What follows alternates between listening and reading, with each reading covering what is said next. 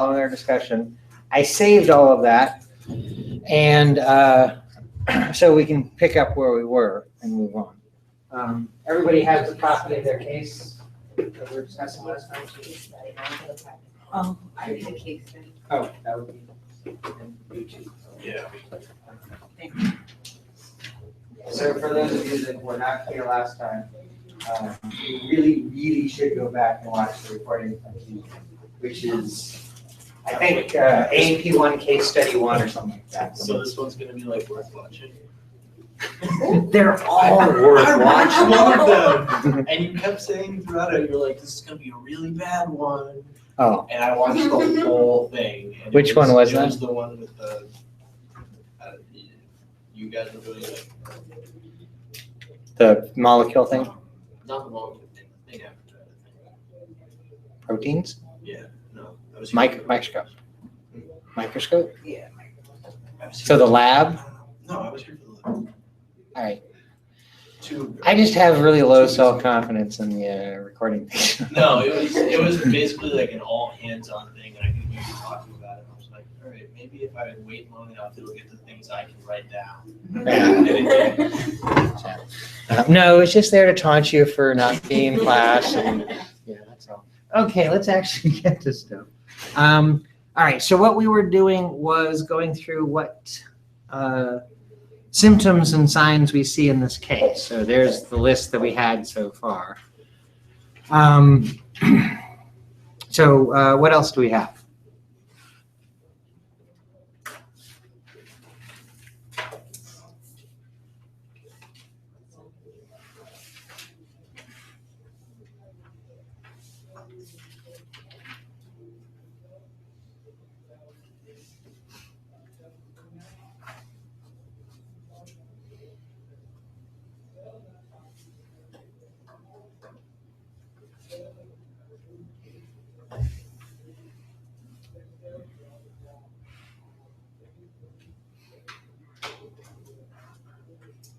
Pretty much all the patient's values at the bottom are either too low or too high. So like Right, so there's 5 things there. And the first 4, albumin, prealbumin, hemoglobin, prothrombin, are addressing particular functions, but really what is important in terms of this case is that those are all collectively proteins in the blood that are made by the liver.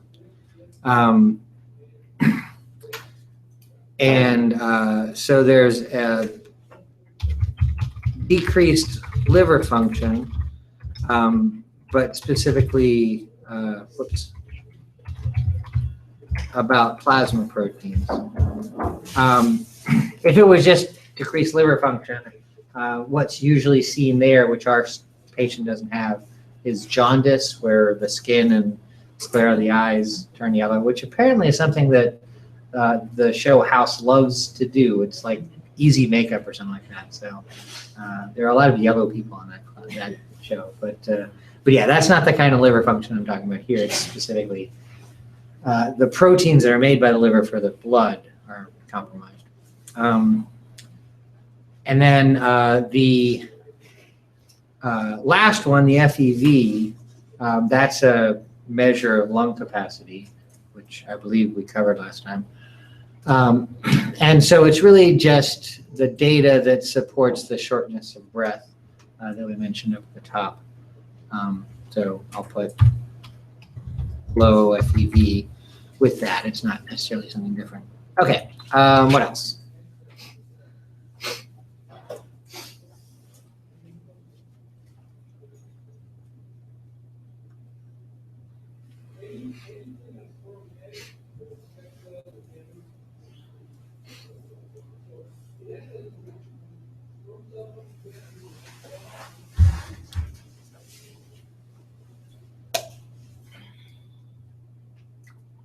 Can you put thin or ill appearing?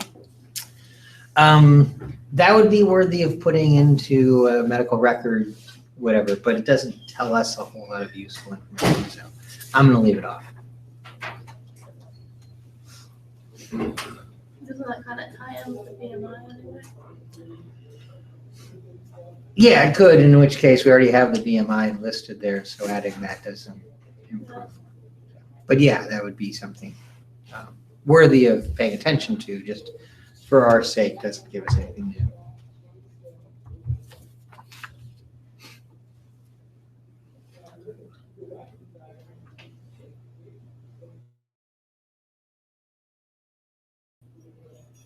Okay. Sorry? Well, that's actually kind of referring to the fact that she has an elevated temperature. But I don't want to put that in because this list is really looking at the functions that are compromised, what's not working in her body. And a fever is actually something that's supposed to happen. She has infections, which we know from the purulent sputum. And so the fever is just a sign of her fighting off that infection. So again, that doesn't help where we're going with this. So it's true though. So. Is the Rocky and the lung, does that go with the breathing? Or is that separate?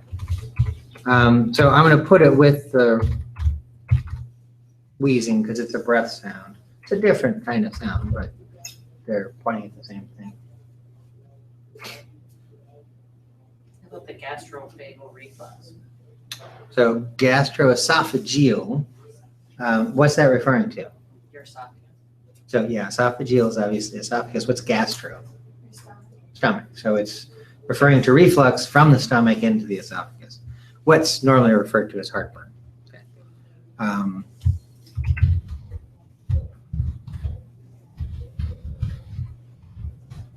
What goes with that right there in the ulcer? Yeah. So peptic ulcers are sores on the lining of the stomach, okay, which is related to the reflux, but a different thing. So. Anything else? So remember, you can also use the medications of the history to give you some clues as to what things are going on.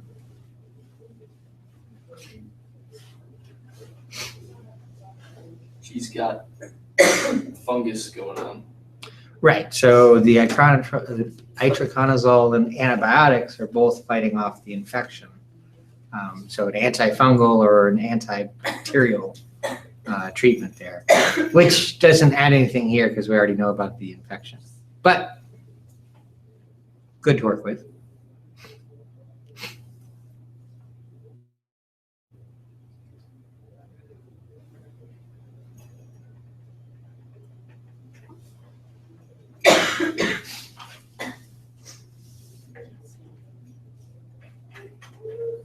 Anything in the history? What's the positive sweat chloride test? Is that just how much sweat they had? No, that's a test for how salty the sweat is. And is what I was trying to get out of you guys.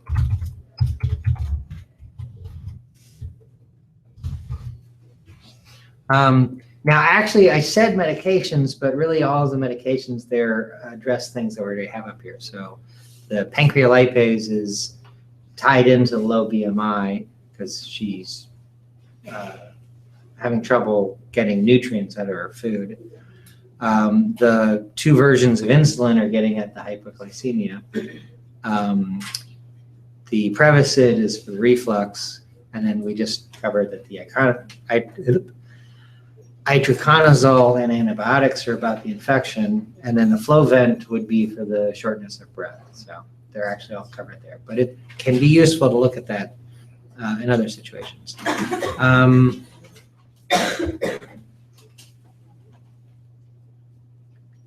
I think we got everything we need to. We can move on. And if in the next step I realize that we left something out, then I'll go back and fill it in. But I think we got everything. So the next step is, in fact, to look at this list and assign the organ system that that function is part of. So what anatomy is affected here. Okay. So what organ system is the cough and shortness of breath and low FEV about? Yeah, so that's respiratory.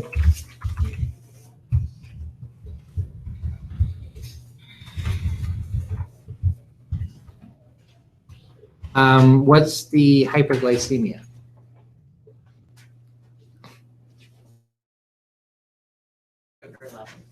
That's what it means, and which system is that? So that's an understandable place to go because it's blood sugar levels, but what's regulating that?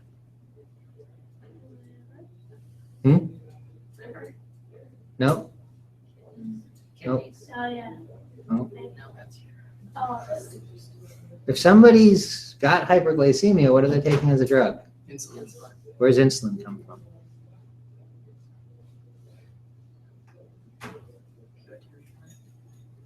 No, it comes from the pancreas. But pituitary gland is, while wildly incorrect, a fair answer in terms of what organ system we're talking about.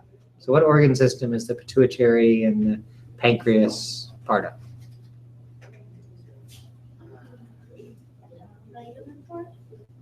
It is regulatory, but that's not what we call the system. Endocrine. Yeah, the endocrine system. And that's just it, that insulin's a hormone that regulates that particular feature. What is purulent sputum? Yeah, it's a respiratory one there. And low BMI?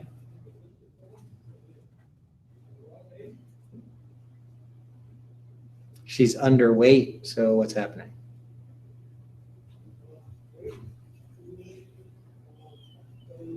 Need to gain weight, what do?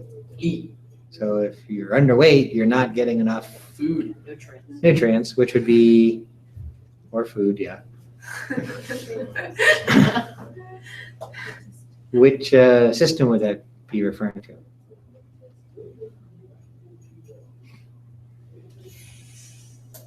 What do we call the process that gets us from food to nutrients inside of our body? Digestion. Digestion. All right. Increased heart rate? Respiratory. Nope. Heart rate. Heart. Cardiovascular. Cardiovascular. CV for cardiovascular.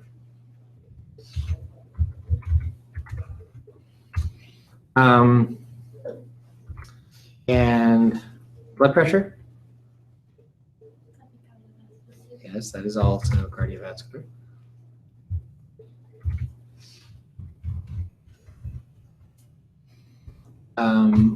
Wheezing and bronchi? Mhm. The nasal polyp? Right. That's more of a anatomical problem. Tissue's growing, but it's still the respiratory tract. Now this one, because of the way that I set it up, is a little odd, but the liver is involved in a lot of different organ systems, but the particular problem that we're seeing here is for which system?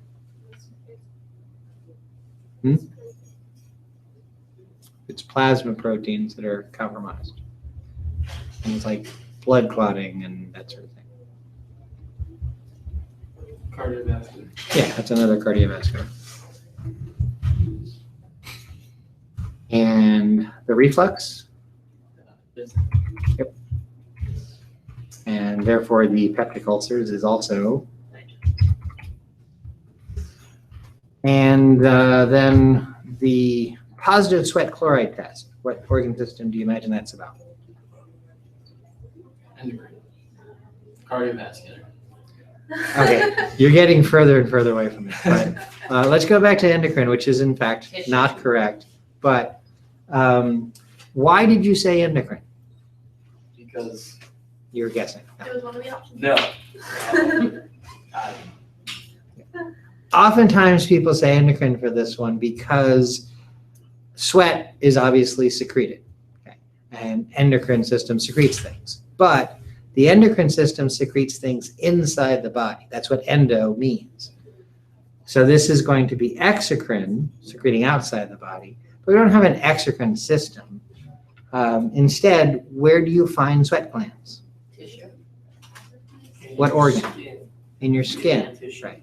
Which you could call the integumentary system, but that takes a long time to type and say. So it's just the skin, as far as we're concerned. That's a good look at the different systems that are involved here. So this is the basic approach for looking at one of these cases, is to consider what functions are compromised and then what anatomy or what structures are related to that. Now, did I talk about house last class? Okay. I probably didn't, because we didn't quite get to the point where I was going to do that. Now, before we type in the systems here, the list of symptoms that we had is essentially what you'd see early on in any episode of the television show House. Now, I didn't used to think I had to say this, but one of my other students in another class did bring this up. Do people know what the show House is? Yeah. Okay. Yeah. So it's this doctor who basically gets cases that nobody else can solve, and he has the ability to use deductive reasoning and all this stuff to figure out what's going on. It's basically Sherlock Holmes as a medical show. And if you think that's a little out of left field, if you take the L out of Holmes, it's Holmes, and the guy's name is House. Okay. Does anybody actually watch the show? Do you know what his, sorry? I watched the whole thing. Okay, so what's his address? What's House's address? Yeah, a little trivia that you want to pick up. Does anybody know what Sherlock Holmes' address is? The same as houses. Oh, yeah, that's very well. Arthur Conan Doyle, who wrote Sherlock Holmes, makes a point mentioning several times, and if you watch the current Benedict Cumberbatch version of it, it comes up a lot. He lives at 221B Baker Street. And in House, there are several very prominent scenes where he's standing in front of his apartment door or in front of the apartment building. And he, in fact, lives in apartment 221B. So very obvious connection that House is really just Holmes. And there are other things that kind of like that, like his friend Wilson is essentially Watson from Holmes. But the point being is that he's really a fictional character. There's no such doctor as somebody like House. There's nobody that can look at any weird case and figure out what it is within 44 minutes. But what they do is at the beginning of the show, they have a little opening sequence where they show a person who's going to end up being their patient and sort of what happens, you know, how they collapse or how they start spitting up blood or whatever disgusting thing happens. And then after the opening credits, it usually starts off with them writing out a list of symptoms like this. And then they go right to what the diagnosis is. Now, we are not going right to what the diagnosis is because we don't have at our disposal what the characters in House have, which is an extensive medical background. They went to medical school, they did an internship for a year, they did a residency for 3 or 4 years, and they've been working in a hospital setting as full-fledged doctors for however long years. Sorry? Well, that's why I said House characters, the actual people that you're watching, you're doing it because they have a script in front of them. Anywhere to go. But why don't they just go to the end of the script and find out the ending, and then they can save, 30 some odd minutes and not have to go through all the wrong choices they make. But anyways, the idea is that from looking at a series of symptoms, they'd be able to say what the diagnosis is. Now, if they were to be given this list of symptoms, they would know exactly what the diagnosis is because it's very obvious from its symptoms. It might not be obvious to you, except that you do know what this diagnosis is. What is it? Cystic fibrosis. Right, it tells you that right off the bat. Okay. So we don't have to deal with the diagnosis at all. But I do want to describe sort of how we get to a diagnosis, or sort of what the process is for them. So the first step that we're doing, putting all of the organ systems in that list, is something that technically is going on there, although they don't say it explicitly in the show, or a doctor doesn't say it. But what they need to do is figure out what ties everything together. Why are all of those symptoms occurring at the same time? And so from an A&P perspective, we can kind of think of it that way. What is connecting all of those organ systems together?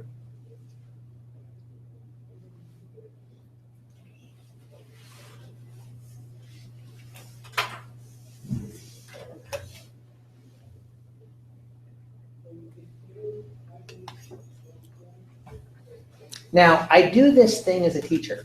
I ask questions that I don't expect to get answers from, and that would be one of them. But the idea is I ask that question, I'm quiet for a while, and you look at what you have there and you think about it a little bit. That's part of the learning process.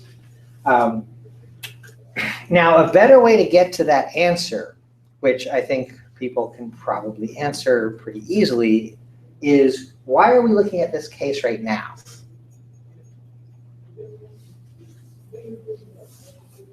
Because it has to do with things we just learned. Right, it has to do with the topic that we're working on. What is the topic for this week? Cells. Right, cells. This particular case goes a little bit broader than that. It's not just about cells, it's also about what we did last week. What was last week about? Molecules. And it's also going to touch on next week a little bit. Oh, did you say microscopes? Yeah, I did. That's why. And then it's also going to touch on next week a little bit. What's our next topic? No. Tissues. Tissues, right. So this case is really a great way to see how these foundational parts of the course, the Unit 1 chapters essentially, which is molecule, cells, and tissues, how that impacts the whole body quite well. So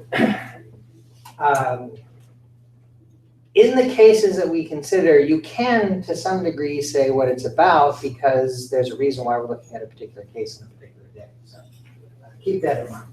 But for this, what's important that ties them all together is that the same kind of cells are all being affected here. Now,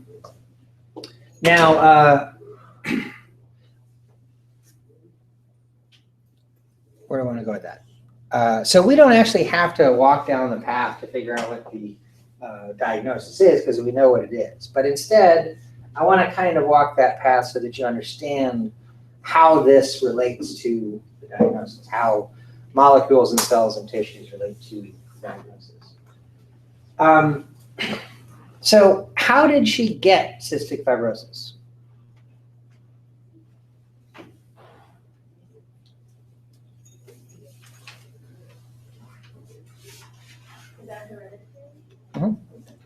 It's an inherited disease. You might not say that explicitly in the case, but if you had a case like this, you'd probably want to look up what cystic fibrosis is, and it'd immediately tell you that it's an inherited disease. Which means that she got it from where? Her mother or father. Actually, her mother and father. What do you get from your mother and your father? I don't know, is there a genetic code? Pairs of Right. Sorry? Pairs of chromosomes. Right, so you get genetic information in the form of the chromosomes that they pass on. And as is normally the case, the mother has to do more work, so you get a bunch of other stuff so that you're not just a pile of DNA, but you're a fertilized egg cell that grows. But we're not going to get into the gender politics of gestation just now. What's important is the passing on of DNA, for our sake here. How many chromosomes are there in a cell in the human body? 46. 46, okay. You get one of each pair from either parent. So there are 23 pairs, half of 46. There's chromosomes 1 through 22, and then the 23rd pair are the sex chromosomes.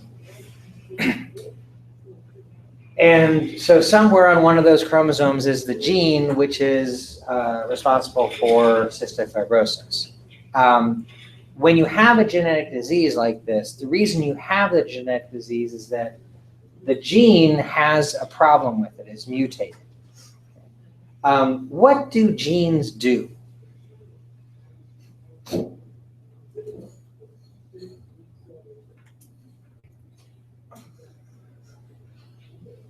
They give you the traits that you have. Okay, so yes, that's a fair statement to say. They give you the traits, but I actually want to drill down a little bit and be more specific about what they're doing.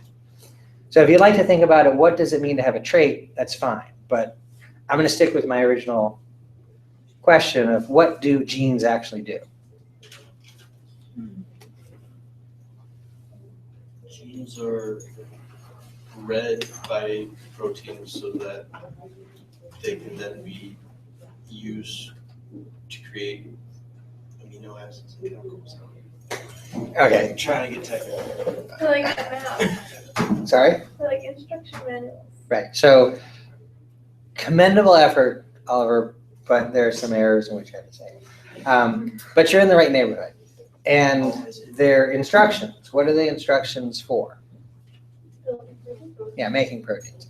So what you were saying, I was getting a little worried where you're going, and then I got very worried where you ended up. But you started to say they're read by proteins. That's technically correct, but when we think about proteins and genes, we really want to think about the fact that the gene is instructions to make a protein. Okay? But what are the steps involved from getting from a gene to a protein? There's two of them.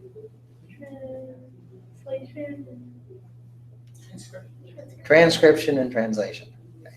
What is transcription? That's when DNA is copied into RNA. And what's translation? RNA is read to make the protein. What reads the RNA to make the protein?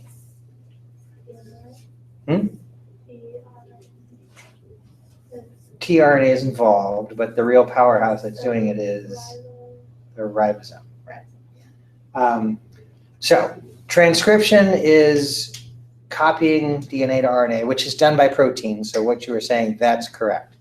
But we don't want to pay attention to those proteins because it just confuses things. So the RNA is made from the DNA in the nucleus. It leaves the nucleus and goes out into the cytoplasm, and then a ribosome reads the RNA and puts amino acids together. The tRNA there is because for each 3 letters in the RNA code, a tRNA or transfer RNA binds to that 3-letter code and represents a very specific amino acid, which gets added to the chain. Okay. That's how it's supposed to work. When you have a mutation, something in the genetic code has changed, and the amino acids that are put in sequence can be wrong, which will mess up the protein. Okay. Now, in cystic fibrosis, the protein that's affected, that there's a mutant version of, and she's inherited a copy of the gene from both parents, and both parents are passing on the mutated version. Neither parent has cystic fibrosis because they each have a normal version of the gene. It's just in the luck of the draw, or bad luck of the draw, she received the bad version of the gene from either parent. So the gene is referred to as, or I should say the protein is referred to as the cystic fibrosis transmembrane conductance regulator. The word conductance has not always really been part of that name, but it does mean something useful there. But I'm pointing that out because the abbreviation for this is CFTR, which would be cystic fibrosis transmembrane regulator. Okay, so that's why there's no C in the middle of that, because that word was added to the name after the abbreviation became common. Um, go to a picture here. Oh, that's not very big.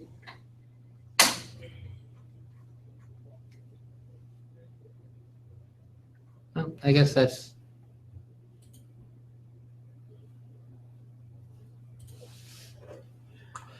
I thought the picture was bigger. Maybe this computer's got a different resolution than the other one that I used. But anyways, so this yellow tubey thing represents that protein. So it's an amino acid chain, and it folds up and it gives this particular shape. Primarily, it's a transmembrane protein, which means that it crosses the membrane, and it's of the type of transmembrane proteins that it's a channel. Okay, it allows things to cross through the membrane that wouldn't normally be able to do that. And what it actually does that for is chloride. So these little dots down here inside the cell, these are chloride ions, and they can leave the cell through the channel and get outside. Okay. Now there's more to the channel. There are these things sticking off of the bottom of it which do other things, but we're going to concentrate on its chloride ion channel capacity. Now I went to this picture because it's the one I'm used to using, and it's usually bigger. And again, that might be a resolution issue with this computer. But let me go to this one, which is essentially the same picture over here. It's not labeled quite the same, but instead of yellow, now we have red, but you can see it's kind of folded in the same way. And we have chloride ions inside the cell that go out through the channel. Okay. Now, in this picture, they have a normal channel, which is what you would see in somebody that does not have cystic fibrosis. And then they have a mutant version of the channel, which is what you would have in somebody's cell that has cystic fibrosis. And the mutation causes the protein to take on a slightly different shape. It still fits through the membrane, apparently, but there are some changes in shape. For instance, in the normal one, the intracellular side of the channel seems to flare out here a little bit, whereas in the mutant version, that opening seems to be kind of closed off. Okay.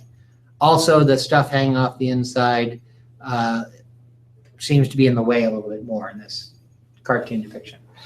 I don't know specifically what it actually looks like, but this is a probably fairly accurate representation of parts of it. What's important, however, is that the chloride ions inside the cell cannot get out through that channel. It's a closed channel. It will not open up.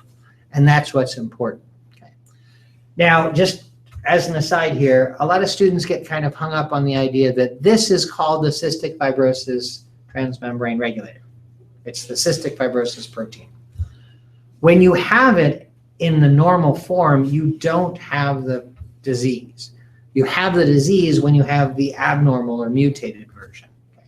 The name comes from the disease because we knew about the disease, and somebody studying the disease found the protein that's the root cause of it. So the name of this protein is from the disease, but when you have the functional version of the protein, you don't have the disease. Okay. Now, what's represented in this picture, these two side by side, would not be seen in a real cell. If you have the disease, you're just going to have the mutant version. If you don't have the disease, then you're going to have the normal ones. Now, another part of what's shown in this picture is where the mutant channel is. On the outside surface of this cell is what they have labeled as mucus. Okay. Now, really, there'd be mucus outside this cell, whether it's normal or not. The problem is that when it's an abnormal, it changes. And that's what leads to a lot of the problems, especially like the respiratory stuff that we see.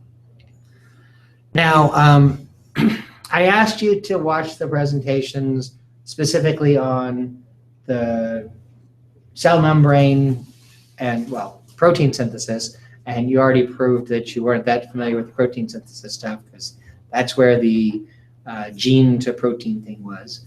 And I'm sure you all forgot it because you watched it way back on Monday. But hopefully you can remember a little bit more about the cell membrane. What is the main function of the cell membrane? Sorry? It's regulates the stuff that enter the inside and going outside the cell. Right, it regulates what can enter and exit the cell. Okay. Now, it does a pretty good job of that, but there are some things that can get through the cell membrane, whether the cell membrane wants it to or not. Okay.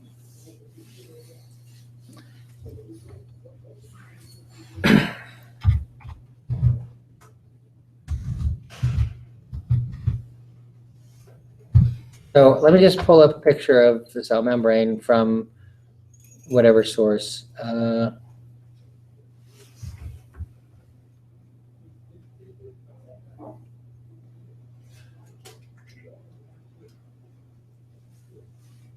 Okay, I'll just use this one because it's just straight up phospholipid bilayer. So if this was all that the cell membrane was, there are a lot of things that couldn't get through it. Okay. But what things can get through the cell membrane when it's just phospholipids?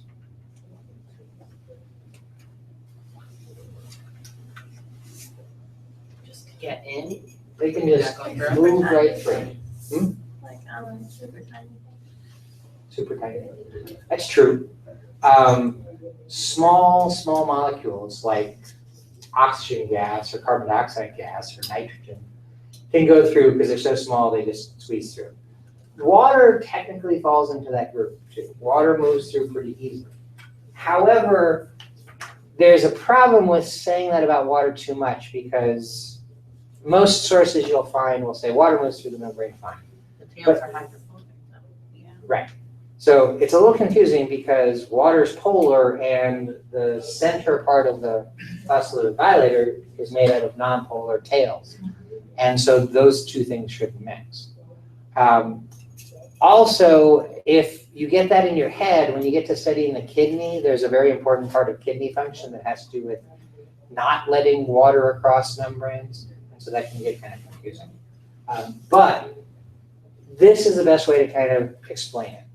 The chances of something moving across the cell membrane when it's polar, so a water molecule being polar or something else, the chances of something moving across the cell membrane is very slim chance. Let's say it's 1 in a million possibility of happening. With water, much water that 1 in a million chance is actually a fairly common occurrence. Okay? There's trillions and trillions of water molecules on either side of the membrane and all that. So water actually is moving across membrane easily because there's so much of it. The very rare event of a polar molecule crossing over is common for water just because there's so much water around. Okay? But other things, the concentrations are kept a little bit lower, and so they're less likely to cross. Okay, so very small things like gas molecules can move through very easily, which is not important here, but is important for when we get to the respiratory system. And then water molecules can move across easily because there's so many of them that the rare event actually happens pretty regularly. But what else can move across pretty easily?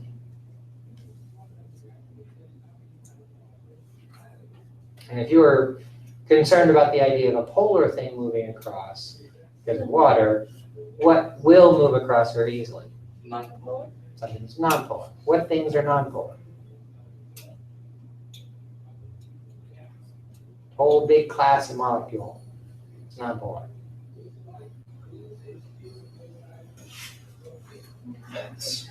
Or what's another name for fat? Lipids, right. Remember, these are phospholipids. So other lipids can move through just fine because they are also non-polar. So those things can move through pretty easily. But anything else, other polar molecules or charged particles like ions or something like that, they can't just move through the cell membrane unimpeded. They need help in the in the form of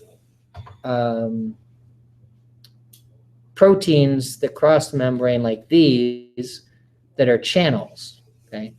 Now this particular picture shows a few other things, but I just grabbed it because I had a picture of a channel in it. Actually a couple.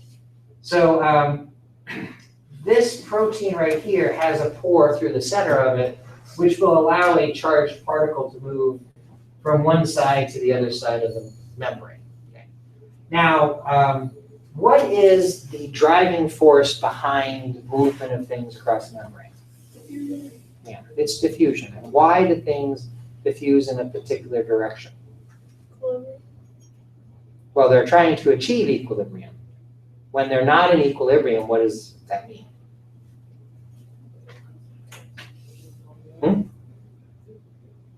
They're trying to move from an area of high concentration to lower concentration. Right, so it's the concentration gradient that's the driving force. Okay. So if something's moving into the cell, that means that there's a higher concentration outside than inside. Okay. It's trying to get to equilibrium so the concentration's equal on the other side. And if something's moving out of the cell, that means that there's more concentration inside than outside. Okay. All right, so if we go back to this picture and we think about chloride, which direction is chloride going to want to move? Out, because It's a higher concentration in the cell. yeah, there's more chloride inside the cell than outside the cell. Okay. So in the normal situation, the channel's there and they can move out. But in the mutant situation, the channel doesn't work, so the chloride can't get out. If something's stuck inside the cell, what's going to happen to try to get things to equilibrium? Pressure. What kind of pressure? Hypotonic. So we would call that we would call that a hypertonic solution, and outside would be, relatively speaking, hypotonic. What outside try to get inside to make the ratio? What from outside will try to get inside? Water, right. It's highly concentrated inside versus outside, so if you get more water in, you'll dilute the inside concentration, which is another way to get to equilibrium. Now, you said pressure and asked what kind of pressure, which was a great direction to go, but I would doubt that you'd get the answer. It's osmotic pressure. Okay. That particular term I don't think has come up in that context yet, but that's what it is. Osmotic pressure is when water moves across the membrane.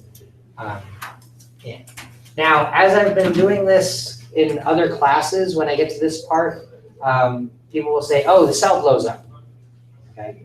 And that's because everybody, when they're looking at the stuff that I've provided online, sees the red blood cell story, and everybody latches on to the cells that blow up. Okay. Now, that's the correct information to deal with there. It's just that that situation's not going on here. Okay. So the red blood cell is covered in the book, and I have in the presentation. If you put a red blood cell into plasma or something like plasma, then the concentrations on either side of the membrane will be equal. Okay? It's isotonic. That's the whole point between most bodily fluids, is for them to be consistent, so that there's isotonic solutions everywhere. But if you put the red blood cell into a hypertonic solution, like seawater to be very extreme, then the water that you're putting in this higher concentration of things like salt than what's inside the cell. And so the cell is hypotonic compared to the seawater that's hypertonic. Okay?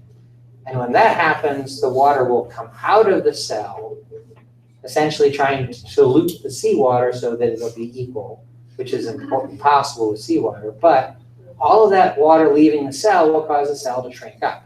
Okay? Just like if we made all of the water come out of your body, you would just shrivel up into a raisin, right?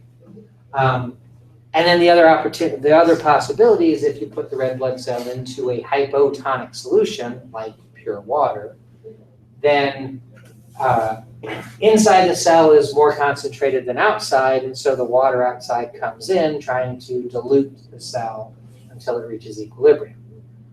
That's going to cause the red blood cell to blow up because outside is pure water. You can't dilute a solution down enough to make it pure water because there's stuff in there. There's always going to be a concentration. So there will always be water rushing into that cell, and the cell membrane can only expand so far, and so it blows up. So everybody latches onto the cell blowing up thing from that example. But the cell's blowing up because water is rushing in to dilute what's inside. It's just the example of the red blood cell is a very extreme example.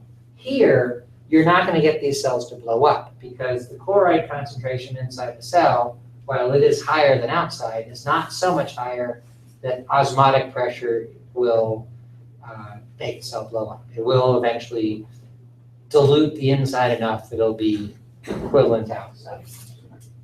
The problem, however, is that the cells that we're talking about here, the root cause for all of this, are cells that are making secretions, like respiratory mucus secretions, digestive mucus secretions, stomach acid secretions, sweat,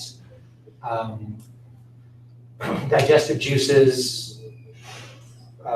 proteins, those kinds of things. All of those secretions are compromised because water's coming out of the extracellular space. So in this picture, we have this mucus area here, and what they're actually trying to point out is the fact that it's a thicker, stickier mucus because water's being pulled out of it. Okay? And that's the root cause for a lot of the problems that we see. If the respiratory mucus gets thicker in the lungs, then it's harder for it to be cleared out of the lungs like it's supposed to be.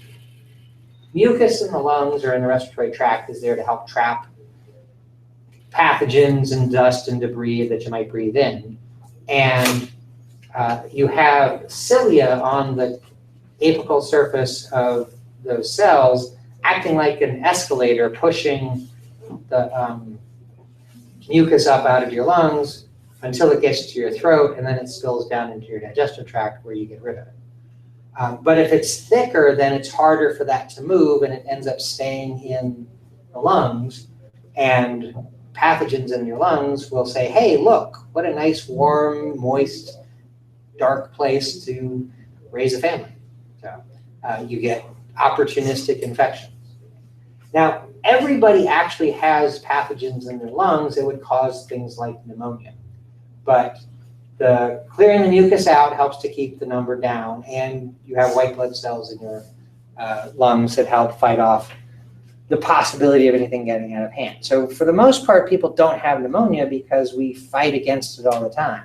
But when things change a little bit, like in this person's lungs, suddenly it's easier for the infection to set in. So she develops these lung infections.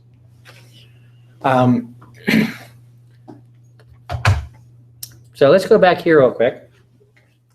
So the thickening of the respiratory mucus explains the cough and shortness of breath and low FEV. The purulent sputum is just the fact that the infection's in that mucus and she's coughing it up. The wheezing and other sounds that she makes is because air is moving through these narrowed passageways that are filled up with mucus. I don't have a good explanation for the nasal polyp. I could make up a story, but I don't think it'd be very correct. But the nasal epithelium, the nasal mucosal membrane, is affected by this too. So that's doing something to the cells and they're growing weird. Probably what it is. So that explains the respiratory stuff. In the digestive system, you have a similar sort of problem. Okay? When you hear the word mucus, you probably immediately think of respiratory mucus. Okay? Snot, phlegm, whatever you want to call it. But there's mucus in the digestive system too.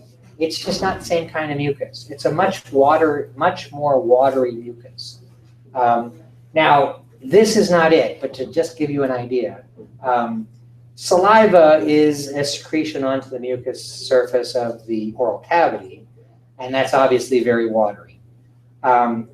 If you've ever had to empty your stomach contents out in the least pleasant way in the world, you've seen how watery the contents of your stomach can be. that's essentially what the digestive mucus is like. Now, it has a little bit of a thickness, and I could describe that in some detail if we really get into what happens during vomiting, but we're not going to go there. It's essentially a very thin mucus compared to respiratory mucus, but still, it's mucus.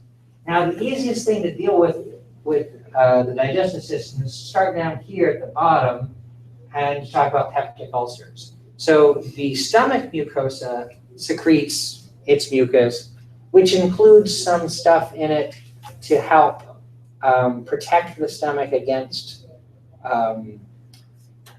the pH from stomach acid. Okay, and that it also secretes the acid. So it secretes the acid and protects itself from that. Between meals, the amount of stomach acid that you're making is fairly low. You might have a pH of 5 or something like that in your stomach, which is pretty darn acidic as far as bodily secretions go, but for your stomach isn't that bad. When you have food in your stomach and your stomach becomes more active, you secrete more acid and the pH goes down to 3, sometimes even 1. It gets very acidic in there when you're just food. Now, for someone with cystic fibrosis, that's all thrown off. If the glands that are secreting acid are pulling some water back in because of the chloride problem, what's going to happen to the pH in the stomach? It'll go down. And what you were thinking is probably correct. It's just pH is a weird number. A low pH is high acidity. So you were thinking the acidity would go up, which is correct. But actually the pH would go down. So I just said maybe at rest it's normally 5. For her at rest it might be 4. And when she's eating food, it probably drops to 2 or below 1, which is very acidic for the stomach. But thinking more about the at-rest part, when she's not eating, her stomach lining has to deal with a stronger acid on a regular basis.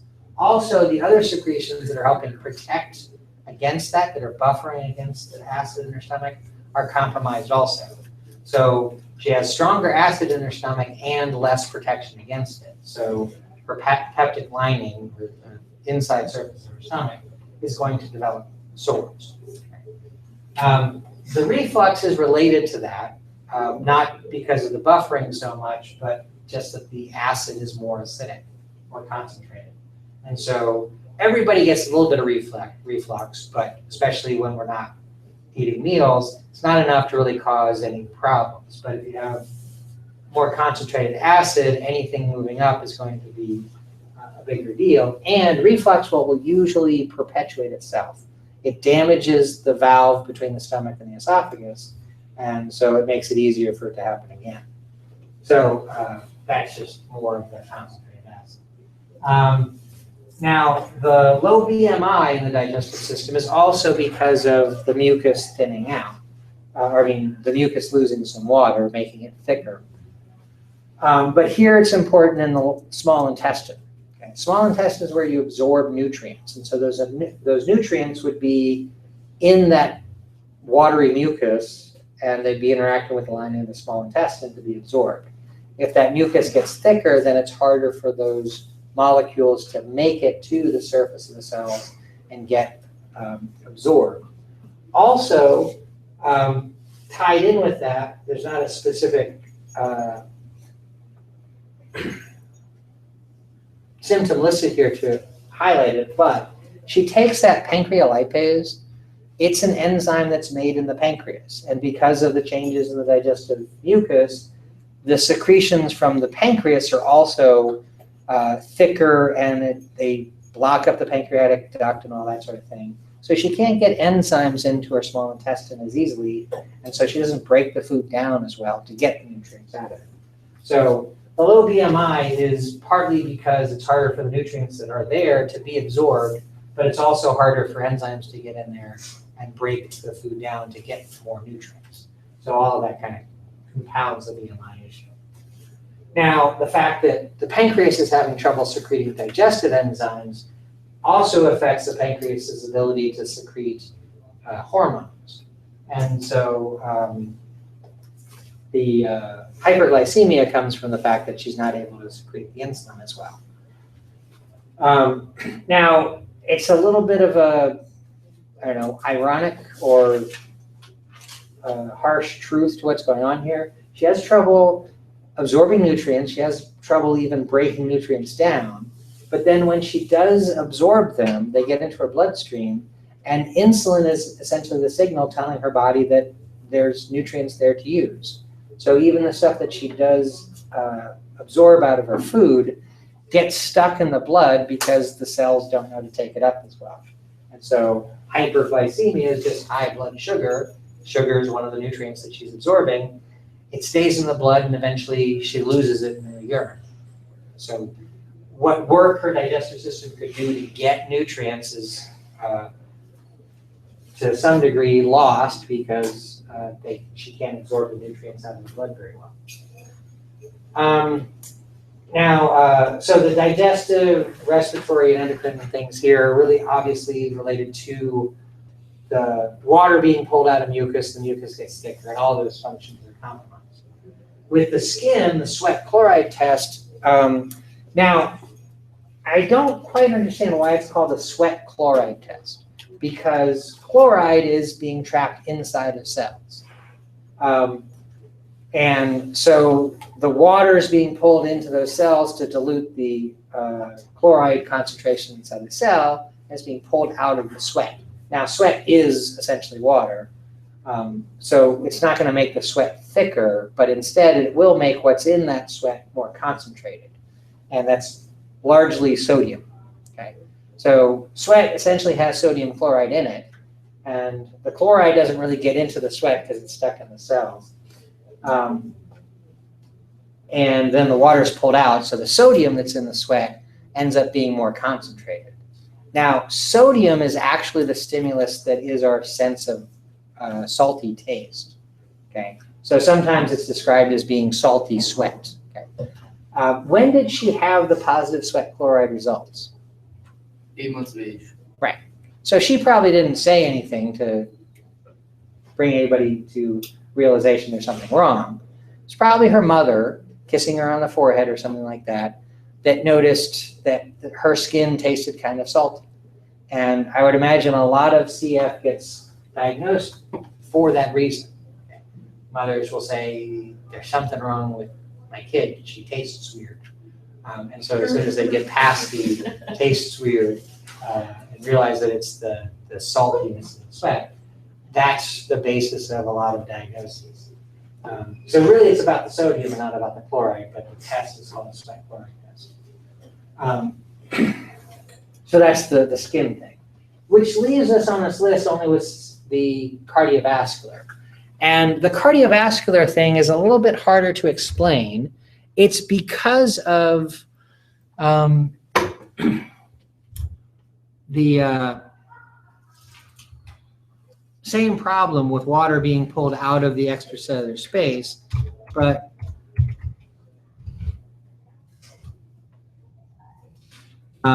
with the blood, there's something else going on here. That's a bad picture.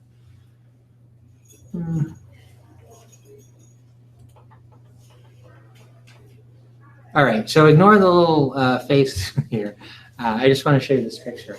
So what we're talking about here are cells that build up chloride in them, and water from the interstitial fluid or extracellular fluid is pulled into the cell. Okay? Now, that creates a problem for the cells that are making mucus or sweat or digestive juice secretions because it changes the composition of that secretion. But for most cells throughout the body, when water is pulled out of the interstitial fluid, that water is replaced.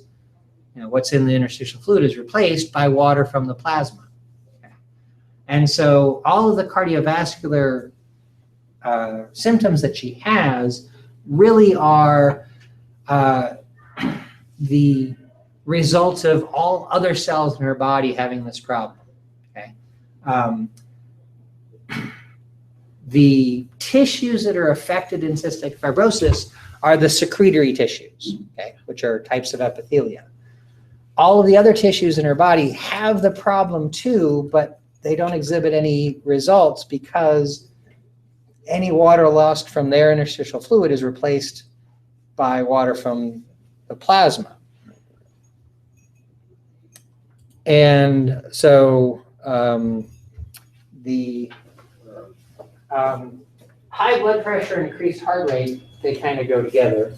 The blood with less water in it is therefore thicker, more viscous, and it's harder for it to move through the circulatory system. So 2 ways to get blood to move faster is to increase the pressure behind it and to make the heart beat faster. Both of that will move the blood quicker through the system. And so those increase to deal with the more viscous blood. I put the plasma protein secretions from the liver in the cardiovascular thing too, but that's actually more like the regular sort of thing. Because in the liver, you're going to have the same sort of thickening of mucus, although you don't technically call it mucus there, which is going to gum up the works and secretions won't come out as well. Okay. So the liver is kind of one big gland secreting a bunch of different things. Not just plasma proteins, but there's some digestive secretions. So that's compromised too. But since the data we have for the case is about plasma proteins, we put that in cardiovascular. But the main cardiovascular problems is because the blood is thickened up, thanks to all of the non-secreting tissues having the same problem as the secreting tissues. Does that make sense? Follow that? See. Okay. A single molecule, which you can either define as the DNA that's passed on from the parents or the protein that's the result of that gene, whatever level you want to think about it. That single protein causes all cells in the body to not be able to regulate what goes across the membrane correctly. Okay. And for certain cells in tissues that are responsible for secreting mucus and sweat and digestive juices, that sort of thing, they're thrown off completely because pulling the water out of their secretions messes up the secretions. For everything else, the tissues aren't messed up because the blood can compensate by adding water from the plasma. So that's where the cardiovascular things come from. But everything else here is really the effect that cystic fibrosis has on those secretory tissues. And next week we're going to talk about tissues, and we don't call them secretory tissues. They have a different name, and so we'll talk about them next time. And let me pull up one last picture.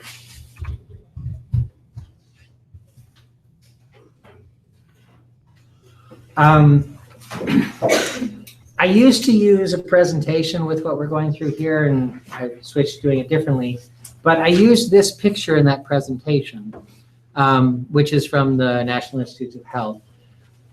And it just shows a representative cystic fibrosis patient, a kid of some sort, and lists some of the major kinds of symptomology that you'd have. So it mentions infections in the sinuses, which our particular patient doesn't have, but would be the same sort of thing as the lung infections that, nasal mucus as well as the respiratory mucus in the lungs gets thicker, and so infections can set in. But then for the lungs, there's the thick, sticky mucus, et cetera, et cetera. Sweat glands we talked about, and they produce the salty sweat because of the concentration of sodium in them. It mentions the bile ducts in the liver, which is not in our patient. And honestly, I don't know why our patient doesn't have that. It should be there. And then blocked pancreatic ducts, which limits the digestive enzymes available, as well as interferes with the endocrine function of the pancreas. Intestines can't fully absorb nutrients. And then it ends with saying reproductive organs, male and female, complications. Doesn't tell us a whole lot. With the female situation, which would be our patient, obviously, because she's female, I'm not positive about this, but my expectations would be that the same sort of thing with mucus is going on there. The respiratory system has a mucous membrane that's secreting mucus. The reproductive system has a mucous membrane also. And in the lining of the uterus, that mucus is important to help the zygote, which is the thing between a fertilized egg and a fetus or embryo. That zygote implants into the wall of the uterus to initiate pregnancy. And so the mucus is compromised in the uterus, and so that probably would interfere with implantation. The fallopian tubes, or the tubes that go from the ovary to the uterus carrying the egg cell, those are probably blocked with mucus if they're even functional at all. I don't know if fallopian tubes are functional because I've not looked it up, but in the male situation, I do know this pretty well. The tube that goes from the testes to into the pelvic region carries sperm doesn't develop properly because of the mucus problem. It's a mucous membrane, it gets gummed up, but that happens early in development. And so for men with cystic fibrosis, they don't really have a complete reproductive tract. So the sperm can't travel from where they're made to where they need to get to. And about 98% of men with cystic fibrosis are just sterile. They kind of have a natural vasectomy. Okay? The tube going from the testes up is called the ductus deferens. Most people are familiar with it being called the vas deferens, which is actually an incorrect name for it. But vasectomy is a surgical procedure to remove part of that tube. For somebody with cystic fibrosis, that tube never really developed in the first place. Okay, so it produces sterility. So I would imagine, and I've not looked at this closely, but the fallopian tubes, which is roughly equivalent to the ductus deferens in men, probably doesn't develop correctly either in women with cystic fibrosis. So it's unlikely that somebody with cystic fibrosis is going to have children and therefore pass on the gene. They have the disease, and so they know that any child that they have is going to get a copy of the gene too. If they have a child, if it were possible for them to have a child with somebody who doesn't have the disease, then it's possible that their children won't have the disease either. But you need to know the genetics of the other spouse. So the one that has the disease can only pass on a mutated version of that gene. But if you don't have the disease, you don't actually know if you're a carrier, if you have one copy of that gene or not. So like our patient's parents were both carriers. Neither of them had the disease, but they passed it on, which is just an unfortunate luck of the draw, so to speak. But our patient knows that if she were to have children, she would definitely pass on the gene. And just because the potential father doesn't have the disease doesn't mean that he won't pass it on also. So there's about a 50% chance that she would have a kid with cystic fibrosis if the father's a carrier. If the father's definitely not a carrier, then there's no chance that any of her children would have the disease because she only gives one copy and the father would give one normal copy, so they wouldn't have the disease. But they would all be carriers, and the possibility of their children having the disease would be increased. So with genetic diseases, you do have to consider these kinds of things when there's a familial trait like that is around. We're getting to the point where we have the tools to start asking these questions at the right time. It used to be, if there's a familial disease, you just hope that your kid doesn't have it. Nowadays, you can potentially select 4 embryos based on whether they have the gene or not. So in vitro fertilization is common, and it's entirely possible to do genetic screening on those embryos before they get implanted and only implant the ones that have the don't have the genes for the disease. But that opens up a whole can of worms. It might seem like a really good idea to do that for cystic fibrosis, but then you start saying, well, I only want to have kids with blonde hair or blue eyes. Then things get kind of weird. But so the technology's there. Just because we can do something doesn't mean we should do something. Although if it's about cystic fibrosis, then the should's a little bit more clear. So, okay, so next week we're going to start with tissues. We're actually going to start on Monday with the lab, where we'll be looking at things under the microscope. And then Tuesday and Thursday next week we'll look at tissues in lecture. I am putting together the presentations for that now. There's just a few problems with the pictures that I have available, but I think I have a solution to it. So when I put that together and I do the voiceover, I'll put all of that stuff up. I'll break them up into sections. I think I'll have one that's just an overview of, I think I said this yesterday, or Monday anyways, but I'll have an overview of tissues, and then one on epithelial tissues and one on connective tissues. You have to watch those three whenever I finally get them up. Beyond that, I'll probably have one on muscle tissue and one on nervous tissue, and then I didn't think about this when I was saying it on Monday, but I also have to do one on membranes, which is about multiple tissues together. So those things we won't be dealing with in lab. You just need to get the overview of tissues, epithelial and connective stuff, hopefully before Monday when we're looking at stuff under the microscope. So otherwise, that's all for today. Thank you and have a nice weekend.